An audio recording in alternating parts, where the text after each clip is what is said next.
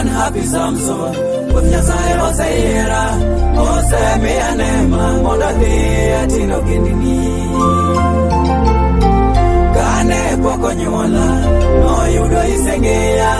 Kendo nisewala Mondala Nwach maber Niloka janabi Kindi jathumbe Neni mula dhoga Kileti kikitu wachini Giteko manimia Apudho kenda gopin Amuko kenda ketho Bende agero kenda pidho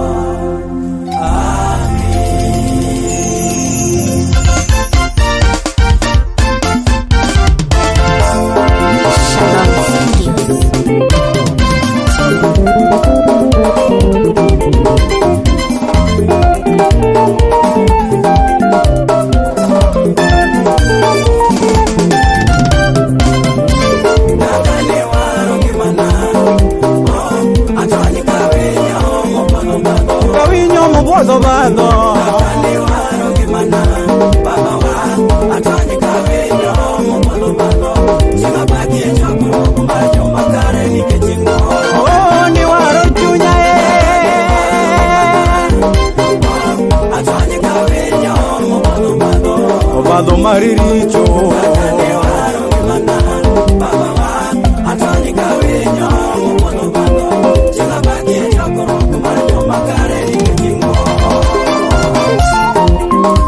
Hallelujah Niluonga jathumo yie ruoth na winjo Niluonga kanindo tera To kuma neda pondi nie to kara onge Ekinde no niyuda kathumo beya Eka Nyasaye owaro ng'ato ber manade To nyalo dong' thuolo ka ruoth ogonye To kinde mane pod aling' richo ma ok nahulo Chokena ne muodore motieko tekra Mitekra noduono mana ka pi maduono yoro To nena jogo godo kahulo miyo kapando moro Kara jalo ma Nyasaye osewaro morucho richo ne jawi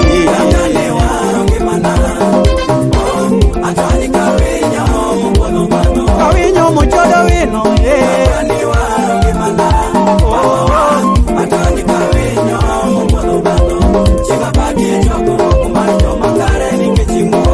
Abani loko nyinga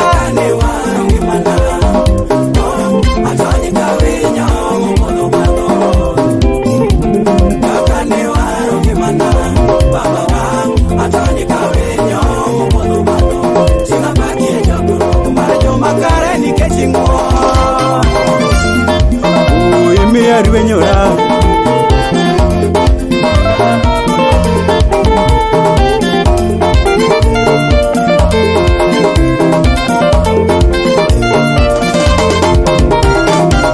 Osepetinde baro na gichien Kajok makiaya Chiengo ya nyapile nyaka karango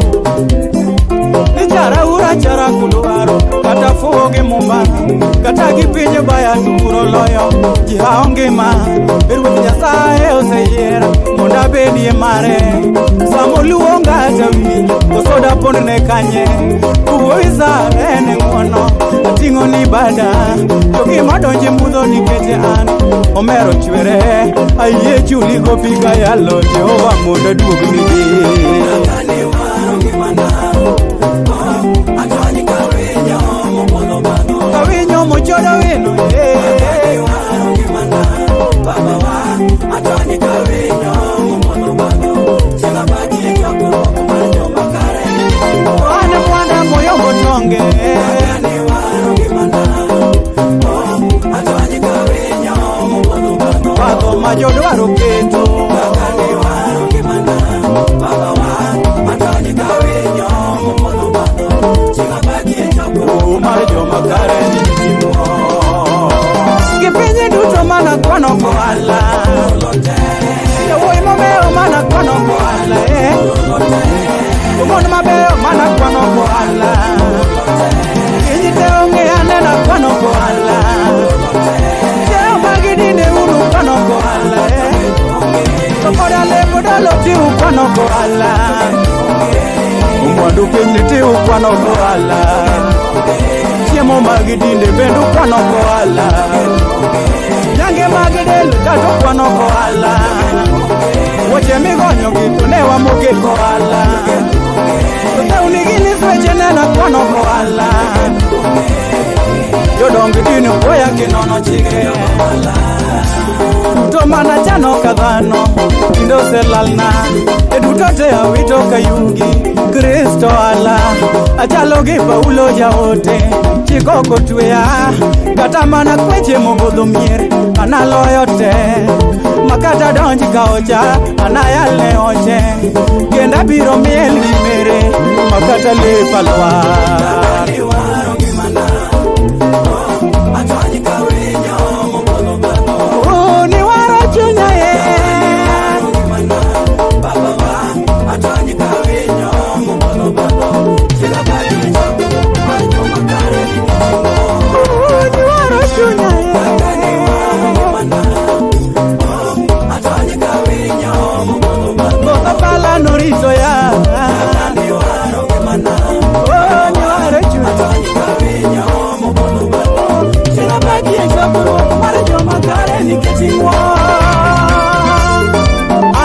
Samson misumba Ruoth